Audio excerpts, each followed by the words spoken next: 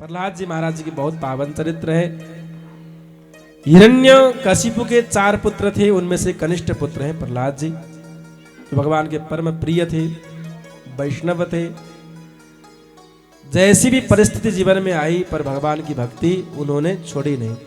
आप और हम जीवन में थोड़ा सा ही कष्ट आता है तो भी हम लोग भक्ति करना छोड़ देते हैं। जैसा संकट प्रहलाद को आया वैसा क्या हम लोगों के जीवन में आया? जब ऐसा क्षण आवे कि जीवन में संकट कष्ट के बादल घिरे तो प्रहलाद चरित्र श्रवण कर लेना। अपने ही पिताजी मारने के लिए तैयार थे। प्रारंभ में प्रश्न किया, बेटा आपको क्या क्या अच्छा लगता है? तो प्रहलाद जी कहते हैं, पिताजी हमें तो भगवान की भजन, भगवान की भक्ति करना और जंगल में जाना, साधना करना, सत्कर्म करना, नारायण का मंत्र जाप करना ही अच्छा लगता है। दुनिया में और कुछ अच्छा नहीं लगता। तत्साधु मन्ये सुरवर्य देहि नाम, मुझे तो केवल भगवान को ही याद करना अच्छा लगता है। हिरण्यकशिपु हंसा और दैत्य गुरुकुल में भेज दिया, दैत्य कुल में भेज दिया। कुछ समय अध्ययन करने के बाद पुनः प्रश्न किया, अब तो कुछ पढ़ के आए हो, क्या पढ़ के आए हो सुनाओ। अब तो प्रहलाद जी महाराज जी ने नवदा भक्ति लाके सुना दिया। श्रवणम कीर्तनम विष्णु स्मरणम पाद सेवनम अर्चनम वंदनम दास्यम सख्यमात्मा निवेदनम। श्रवणम कुछ सुनना ही है तो भगवान की कथा सुनो। कीर्तनम किसी का गुणानुवाद गाना है तो भगवान की ही चर्चा कर लो। कीर्तनम विष्णु स्मरणम याद किसी को करना है तो भगवान को याद कर लो। वंदनम दास्यम किसी के यहां नौकरी करनी हो तो भगवान की नौकरी कर लो। सरकारी नौकरी पक्की नौकरी है, कभी जाएगी नहीं। सरकारी नौकरी चाहिए तो मंदिर में जाके झाड़ू बुहारना, सरकारी नौकरी यही है। क्योंकि यहाँ जो नौकरी लगती है वो तो 50-60 साल के लिए ही है, और लाखों लाख वर्ष के लिए, लाखों लाख जन्म के लिए जो पक्की नौकरी है वो तो भगवान की सेवा ही है। राधे राधे कहना पड़ेगा, जोर से बोली राधे राधे। तो हर संबंध नवदा भक्ति में भगवान से ही संबंध जोड़िए, ऐसा कहा। अब तो हिरण्याक्ष कुपित हो गया और मारने के लिए तैयार हो गया। हाथ में खड्ग लेकर के, वज्र लेकर के, तुझे मैं मारूंगा कह करके हाथ में तलवार लिया है। बोल तेरे भगवान का है, तेरे ठाकुर जी का है। प्रहलाद जी कहते हैं, तो में मोह में खंभ में खड़गऊ में भगवान, मोहे दिखे तो हे नहीं पितु बिना जपे हरि नाम। भगवान तो सर्वत्र है, हर जगह में, हर जगह में। आपको दिखते नहीं क्योंकि आप मंत्र जाप नहीं करते। पिताजी मंत्र जाप कर लो, आपको भी दिख जाएंगे भगवान। क्या एक स्तंभ में तेरे भगवान हैं? हाँ जी, मया दृश्यते स्तंभेन, स्तंभे अपि मया दृश्यते, स्तंभ में भी मुझे दिख रहे हैं। तो खड्ग हाथ में लेकर के तलवार स्तंभ में प्रहार किया और भगवान नृसिंह स्तंभ को फाड़ते हुए प्रकट हो गए। वो नृसिंह भगवान की हिरण्यकशिपु के वरदानों को रक्षा करते हुए वध कर दिया भगवान ने। उसने कहा था वरदान में ब्रह्मा जी से, दिन में भी ना मरूं, रात में भी ना मरूं। भगवान ने संध्या के समय में मार दिया। वो कहता है मैं शस्त्र से भी नहीं मरता, अस्त्र से भी नहीं मरता। भगवान ने कहा नाखून से चीड़ के मारूंगा। वो कहता है जिंदे से भी नहीं मरूंगा, मरे हुए से भी नहीं मरूंगा। भगवान ने कहा नाखून जिंदे हैं या मरे? वो कहता जिंदे हैं क्योंकि बढ़ते हैं, और काटने में दुखते क्यों नहीं, फिर कुछ एहसास क्यों नहीं होता है? मरे मरे मरे मरे मरे हैं कि जिंदे हैं? पता नहीं कैसे, ये मरे भी नहीं है जिंदे भी नहीं। वो कहता है ब्रह्मा जी के 12 महीने में किसी भी माह में मेरी मृत्यु नहीं होगी। भगवान ने कहा पुरुषोत्तम महीना लेके आया हूं तेरे लिए। मैं जमीन में भी नहीं मरूंगा, आकाश में भी नहीं मरूंगा। भगवान ने कहा गोद में रख के मारूंगा।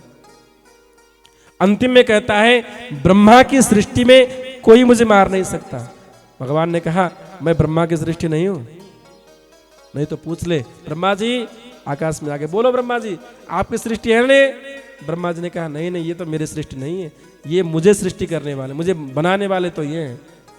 धोखा धोखा कह रहा, जोर जोर से चिल्ला रहा था। भगवान ने कहा धोखा धोखा छोड़, मेरे मुंह में देख, मेरे मुखारविंद में देख, ताकि तुझे उद्धार और वैकुंठ मिले। भगवान ने जो है हिरण्यकशिपु को उद्धार कर दिया। उसके बाद जाकर के प्रहलाद जी ने बड़ी सुंदर प्रार्थना की है भगवान की। ब्रह्मादयः सुरगणा मुनयोऽथ सिद्धाः सत्त्वैकता नमतयो वचसां प्रवाहे नाराधितुं पुरगणैरधुनापि विप्रो किं तुष्टुमर्हति समे हरिरुग्रजाते। प्रहलाद जी ने बड़ी सुंदर स्तुति की, प्रार्थना की, भगवान प्रसन्न हो गए, आशीर्वाद देकर के वहां से सुधाम चले गए। कृष्ण कन्हैया लाल की। सप्तम स्कंद पूर्ण हुआ। अष्टम स्कंद के प्रारंभ में गजग्रह युद्ध का प्रसंग है। गज बहुत उन्मत्त था, अपने परिवारों के बल में, संपत्ति और बाहुबल में इतना मोहग्रस्त हो गया था कि उसको पता भी नहीं चला कि सब तो बस स्वार्थ के संबंधी हैं। सरोवर में स्नान कर रहा था, ग्रह के साथ में युद्ध हुआ। कुछ दिन तक तो अपने लोग काम में आए, पर धीमे धीमे सब खिसक गए, निकल गए। हाथी डूबता गया, पत्नियों ने छोड़ दिया, पुत्रों ने छोड़ दिया। बार बार आवाज लगाता रही पत्नियां, अरे मेरे बेटे, तुम्हारे लिए मैंने पूरे जीवन लगा दिए हैं, क्या मुझे ऐसे मरते हुए छोड़ के जाओगे? पुत्रों ने कहा आप तो मर ही रहे हो, अब क्या करें, हम ऑफिस जाना है, बहुत सारा काम पड़ा हुआ है, इसलिए हम लोग निकल रहे हैं। तो निकल गए। जीवन के अंतिम क्षण में हाथी समझ गया। आप और हम समझे कि नहीं? वो हाथी समझ गया कि दुनिया में सब स्वार्थ के लोग हैं, केवल सुख में सब साथ देते हैं, दुख में साथ देने वाले कोई नहीं है। सुख के सब साथी, दुख में न कोई। अंतिम में समझ गया, अब तो केवल भगवान के शरणागत होऊंगा। हाँ, सरोवर में कमल पंख लगा हुआ था, कमल को तोड़ा है और भगवान की प्रार्थना की, बहुत सुंदर प्रार्थना की। नमो नमस्ते खिल कारणाय निष्कारणाय अद्भुत कारणाय सर्वागमनाय महार्णवाय नमो पवर्गाय परायणाय। न विद्यते यश्च जन्म कर्म वा न नाम रूपे गुण दोष एव वा तथापि लोकाप्यय संभवाय स्वमायातान्यनुकालमृच्छति। ऐसे भगवान जिनकी जन्म नहीं होती, जो अजन्मा है, जो अव्यक्त है, जो अनादि है, जो चिद स्वरूप है, ऐसे भगवान आकर के मुझे बचाएं। जो निर्गुण है, निराकार है, अव्यक्त है, अनादि है, अचिंत्य है, अभेद्य है, ऐसे ब्रह्म परमात्मा आकर के मुझे बचाएं। नाम नहीं बताएं कि राम जी आके बचाएं, श्याम जी आके बचाएं, शिव जी आके बचाएं, ऐसा कुछ नहीं। देवता लोग यही सोच रहे हैं कि हमारा नाम लेता तो हम जाके बचा लेते हैं। ब्रह्मा जी कहते हैं यदि नाम नहीं आता हो तो दाढ़ी वाले आकर मुझे बचा दें और चार मुंह वाले आके मुझे रक्षा करें, ऐसा कहता तो हम जाके बचा लेते हैं। भगवान शंकर जी भी यही कह रहे हैं कि और कुछ नहीं तो बोल बम कह देता, बस मैं तत्काल जाके रक्षा कर लेता, बोल बम, बस इतना ही काफी, बोल बम, आगे शंकर भगवान। तो ये तो कुछ कह नहीं रहा है। जो अजन्मा है, जो अव्यक्त है, जो अनादि है, जो निरीय है, जो अचिंत्य है, जो अवेद्य है, जो अनामी है, जो निर्गुण है, जो निराकार है, जो ऐसे ब्रह्म परमात्मा की रक्षा करें कहता है। भगवान ने मन ही मन सोचा है अव्यक्त, अनादि, अचिंत्य, अवेद्य तो मैं ही हूँ, ये शायद मुझे ही बुला रहा है। तत्काल भगवान आ गए, ग्रह को उद्धार किया और हाथी को कृपा किया। भक्तवत्सल भगवान की। आगे जाके समुद्र मंथन का प्रसंग है। देवता लोग श्रीहीन हो गए, भगवान के शरण में गए। भगवान ने कहा जाओ दैत्यों के साथ संधि कर लो और समुद्र मंथन करो। कभी कभार अपना काम बनाने के लिए अपने दुश्मनों को भी हाथ जोड़ना चाहिए। देवता लोग जाकर के असुरों से हाथ जोड़ते हैं, भैया आप तो हमारे भैया ही हो, आखिर हमारे पिताजी तो एक ही है ना, इसलिए काम ऐसा करना है, अमृत मिल जाए, देखो आप लोग वैसे भी बलशाली हो, और अमृत और मिल जाए तो आप लोगों को और बल बढ़ जाएगा। दुश्मनों के साथ जाकर के हाथ जोड़ना बहुत बड़ी मुश्किल बात है, पर भी देवताओं ने यह किया क्योंकि भगवान ने कराया। समुद्र मंथन के लिए उद्यत हुए, मंदराचल पर्वत को मथानी बनाई है और बासुकी नाग को रस्सी बनाई। भगवान साक्षात प्रकट होकर के सहयोग कर रहे हैं और कश्यप अवतार लेकर के समुद्र के भीतर भगवान गए हैं ताकि वो मंदराचल पर्वत डूबे नहीं। समुद्र मंथन प्रारंभ हुआ, अमृत तो आया नहीं, सुर में बीख, अलाहल नाम का बीख आया। सब भगवान शिव के शरण में गए, भगवान से प्रार्थना की, भगवान बचाइए। भगवान शंकर ने कहा ठीक है मैं धारण कर लेता हूँ। ततः कर्तरीकृत्य व्यापी हालाहलम विषम, भगवान ने हलाहल विष को पान किया। उसके बाद पुनः समुद्र मंथन हुआ, कामधेनु गाय आई, गौ आई। गौ जो है ब्राह्मणों को प्रदान किया गया। तब से आज तक यही प्रथा, यही प्रचलन है कि ब्राह्मणों को गाय दान दी जाती है कि नहीं। फर्क इतना है, पहले खूब दूध देने वाली गाय दान दिया करते थे। अब जब गाय दूध देना बंद करे तो ब्राह्मण जी कहाँ हो, ले जाओ। एक गाय आई हमारे आश्रम पे, रूपनदेव बुटवल में आश्रम, बहुत बड़ा आश्रम, मैंने परसों भी कहा। स्यांगजा के एक भगत जी थे, उन्होंने एक गौदान किया। मैंने कहा स्यांगजा से गौदान कर रहे हो, खरीदने में 100 रुपया लगता है, 100 रुपये में गाय मिल जाती है। और वहां से ट्रक में लोड करके बुटवल भेजने में करीब 10,000 खर्चा हो गया उनका। हमने कहा इतना खर्चा करके लेके आए। बाद में पता चला 1 महीने के बाद जो पुजारी जी है ना, उनके आए के दांत सब सुहा हो गए थे। मैंने कहा पुजारी जी क्या हुआ? गौ माता ने एक लात जो मारी, जो दांत वात निकल गए।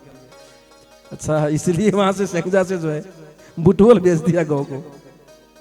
तो पहले गौ जो बढ़िया दूध देने वाले गौ होती थी, ऐसा लोग दान करते थे। अब तो दांत गिरा देने वाली गाय दान करता है। भक्तवत्सल भगवान के नियम ऐसा है, ब्राह्मणों को दान देना चाहिए। दान बढ़िया देना, हमारे यजमान जी ने दिया, देखिए पहन के बैठे हैं, ऐसा दान देते हैं। धोती पहनो, बिजोग 2 दिन से 3 दिन काम में नहीं आते। वार पार दिखे, धोती पहन के चलेंगे तो गंगा जी पार पूरा। टोपी पहनो तो तौर पे दिखेंगे। छाता छतरी, एक ने कहा छतरी कैसी, ठीक है, हाँ अच्छी है, कितने साल चलेगी? तो दुकानदार ने कहा धूप से और पानी से बचा के रखो तो 5-7 साल तो चली जाएगी। तो एक दिन ओढ़ के चलो तो पटाख से टूट जाती है। दान ऐसा दीजिए जो काम में आए। सैया दान किया, सैया दान, बिस्तर पलंग दान किया, और मोटे तगड़े पंडित जी पड़ गए हमारे आचार्य जी की तरह, तो 2 दिन में चर फ्राट जैसी। तो ऐसा दान देने से अच्छा है दान ना दे, क्योंकि पुण्य तभी प्राप्त होता है जब ब्राह्मण उपभोग करते हैं। भक्तवत्सल भगवान की उच्च श्रवा घोड़ा बलि को प्रदान किया गया, ऐरावत हाथी इंद्र को प्रदान किया गया, चंद्रमा देवताओं को, कस्तूभ मणि भगवान स्वयं धारण किए हैं, मदिरा देवी दैत्य को प्रदान किया गया। मदिरा समझते हैं ना, दारू दैत्य को दिया गया। तो आजकल भी ऐसे लोग हैं दैत्य के संतान जो दारू पीते हैं। असुर हैं वो सब, राक्षस हैं, माफ करना कोई यहाँ हमारे बीच में है तो दारू पीने वाले क्या है? असुर दैत्य हैं। क्योंकि यहाँ पे लिखा हुआ है कि मदिरा दैत्य को प्रदान किया गया, अप्सरा देवताओं को प्रदान किया गया, कल्पवृक्ष स्वर्ग में भेज दिया गया। उसके बाद जाकर के जो है लक्ष्मी देवी प्रकट होकर के आई, जो नारायण से भी आई। उसके बाद धन्वंतरी भगवान अमृत लेकर के आए, दैत्य लोग लेके भग गए। बीच में एक आपस में छीनते समय जहां जहां अमृत की बूंद गिरी है वहां पे अभी भी कुंभ मेला लगता है। बाद में देवता लोग भगवान के शरण में गए, प्रभु क्या करें, वो तो लेके चले गए। भगवान तत्काल मोहिनी बन करके आए और दैत्य को मोहित कर दिया।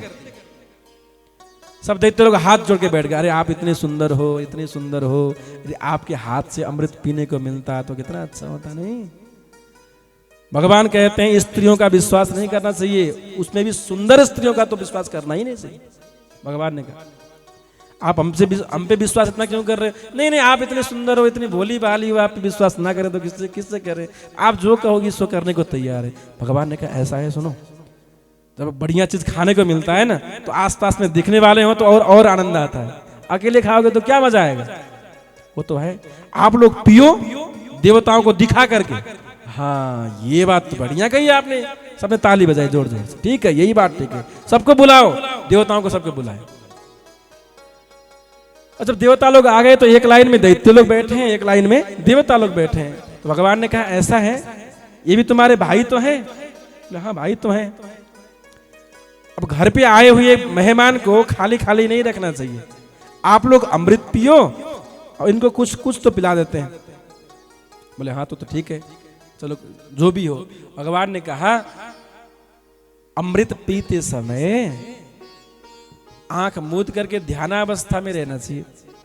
और मुंह को आ करिए, मुंह को आ करिए, मुंह को खोलिए और आंख मूदिए, तभी मैं अमृत पिलाऊंगी। और दैत्य लोग मोहित हो गए थे, बोले आप जैसा कहो देवी, आप जो कहो सो करने को तैयार हैं। लाइन में बैठे मुंह आ कर रहे हैं, इधर देवता लोग बैठे, इधर दैत्य लोग बैठे हैं। तो भगवान ने क्या किया, एक हाथ में मदिरा पकड़ा और एक हाथ में अमृत। हाँ, दैत्य की बारी आई तो दैत्यों को मदिरा पिला दी, दैत्यों पी रहा है और कहता है अरे ये तो स्वाद कुछ जाना पहचाना सा है, क्योंकि वो लोग तो रोज पीते हैं मदिरा। हाँ, ये तो कुछ जाना पहचाना, हाँ ऐसा ही होगा, शायद टेस्ट ऐसा ही होता होगा, हाँ, अमृत भी ऐसा ही होगा। तो देवताओं ने अमृत पान कर लिया, दैत्य लोग मदिरा पी के रह गए। राहु ने जब देखा कि ये तो कुछ गड़बड़ी चल रही है, अमृत तो स्वर्ण घटा में, ये तो कुछ और पिला रही है, सो देवताओं के लाइन में जाके बैठ गया। जैसे ही राहु ने अमृत पान किया, सूर्य और चंद्रमा ने भगवान से कह दिया प्रभु जी ये तो दैत्य है। भगवान ने तत्काल जो चक्र से उसके शरीर को छेदन कर दिया, धड़ से सिर को अलग कर दिया। अमृत पान कर चुका था इसलिए उसकी मृत्यु नहीं हुई, राहु और केतु बन करके रह गया। वो अभी भी है, समय समय पे सूरज और चंद्रमा को ग्रहण के हिसाब से ग्रस्त करता रहता है, इसलिए वह प्रसंग आप लोग जानते हैं। तो देवताओं को अमृत प्राप्त हुआ, इस पे ध्यान देने की बात यह है, देवता लोग भगवान पे विश्वास करते हैं, इसलिए अपने हाथ से छीना गया अमृत भी देवताओं को पुनः प्राप्त हुआ।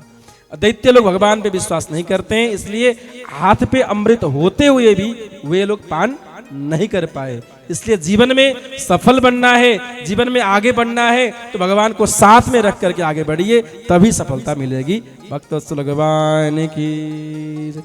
यतो हरिर् विजयः श्री गुणास्ततः, जहाँ पे हरि है, जहाँ पे श्री नारायण है, वहीं पे विजय है, और वहीं पे श्री माने संपत्ति है, वहीं पे समृद्धि भी है। इसके बाद जाकर के शुक्राचार्य जी ने बलि के माध्यम से 100 अश्वमेध यज्ञ कराए। बलि राजा जो है स्वर्ग के राजा बन गए, देवता लोग स्वर्ग विहीन बन गए। देवताओं की माता आदिति ने पयोव्रत किया, भगवान प्रकट होकर के आ गए, मैया क्या क्या करूं, क्या क्या आशीर्वाद दूं। तो आदिति ने कहा मेरे पुत्रों को स्वर्ग मिल जाए और कुछ भी नहीं चाहिए। भगवान ने कहा बलि के पास है स्वर्ग, अब युद्ध करके उसको परास्त नहीं कर सकते, क्योंकि उसके ऊपर गुरु जी की कृपा है। अब भिक्षा मांग करके मैं वापस कर देता हूँ। भगवान बामन बन करके आ गए, अब बलि के दरबार में जाकर के भिक्षा याटन की। भक्तवत्सल भगवान की। बलि राजा ने भगवान को स्वागत किया है, स्वागतम ते नमस्तुभ्यं ब्रह्मन् किं करवामते ब्रह्मर्षिणा तपः साक्षात् मन्ये त्वार्यवपुर्धरम्। क्या स्वागत करूं, क्या सम्मान करूं, क्या दूं आपको, आपको क्या अच्छा लगता है? हाँ, बहुत पूछा। भगवान ने कहा मुझे कुछ भी नहीं चाहिए, मैं तो संतोषी ब्राह्मण हूं, मुझे कुछ भी नहीं चाहिए। गौ दूं, कांचन दूं, मैंने सोना दूं, नहीं आपको अच्छा लगे तो शादी कर दूं आपकी। भगवान ने कहा ये तो ठीक है, शादी कर दूं, और शादी करने के लिए तो पैसे चाहिए। बलि कहता है ये पैसा मैं व्यवस्था कर दूं, सब कुछ व्यवस्था कर दूंगा, और रहने के लिए घर वो भी व्यवस्था कर दूंगा, पत्नी लड़की वो भी व्यवस्था कर दूंगा, बच्चे होंगे स्कूल वो भी व्यवस्था कर दूंगा। 10-20-50 बच्चे हो गए तो 20 में एक आध मर गया तो वो तो हो सकता है मर भी जाए। 20-50 बच्चे होंगे तो एक आध मर भी सकता है। अब मरते समय रोने की व्यवस्था क्या है? बलि कहता है महाराज रोना तो आपको ही पड़ेगा, आपके बेटे मरेंगे तो हम क्या रोएंगे, या पैसे देकर के लोगों को रख देंगे रोने के लिए? देखो भाई आपके बच्चे मरेंगे तो आपको ही रोना पड़ेगा। भगवान ने कहा जब शादी करने से रोना पड़ता है तो शादी क्यों करें, नहीं करेंगे, छोड़ो, कुछ तो मांगो। भगवान ने कहा पदानि तृण दैत्येन्द्र संवितानि पदा मम, 3 पग पृथ्वी मुझे दान दे दो। शुक्राचार्य जी निषेध ही कर रहे थे कि ये साक्षात नारायण है, तुम डूब जाओगे, बर्बाद हो जाओगे। बलि ने मन ही मन सोचा यदि साक्षात नारायण हैं और मेरे घर पे आए हैं तो बिना भिक्षा दिए मैं कैसे बेच सकता हूँ? मेरे तो दोनों हाथों में लड्डू हैं। यदि सामान्य ब्राह्मण है तो 3 पग ले लेगा, यदि नारायण है तो नारायण को मैं दान दे दूंगा सर्वस्व। पृथ्वी नारायण की ही है। संकल्प पूरी हुई। 2 पग में सारा विश्व ब्रह्मांड भगवान ने नाप लिया है और कहा तीसरा पग कहाँ रखूं? बलि महाराज कहते हैं प्रभु एक बात बताओ, संपत्तिवान बला श्रेष्ठ होता है या संपत्ति श्रेष्ठ होती है? ज्यादा महत्व पैसों का होता है कि पैसों के मालिक का होता है? भगवान ने कहा मालिक ही बड़ा होता है, क्योंकि मालिक का पैसा है। बलि कहते हैं मेरे संपत्ति को, पृथ्वी को तो आपने नाप लिया, अभी मालिक शेष है, इसलिए आप तीसरा पग जो है मेरे सर पे रख दीजिए और मेरे वचन को, मेरे संकल्प को पूरा कर दीजिए। कहते हैं यदुत्तम श्लोक भवान ममेरितम बचोभ्यलिकम सुरवर्य मन्यते करुम नृतम तन्न भवेत् प्रबलम प्रलंबनम पदम तृतीयम कुरु शीर्षण में निजम। तीसरा पग जो है मेरे सर पे रखिए।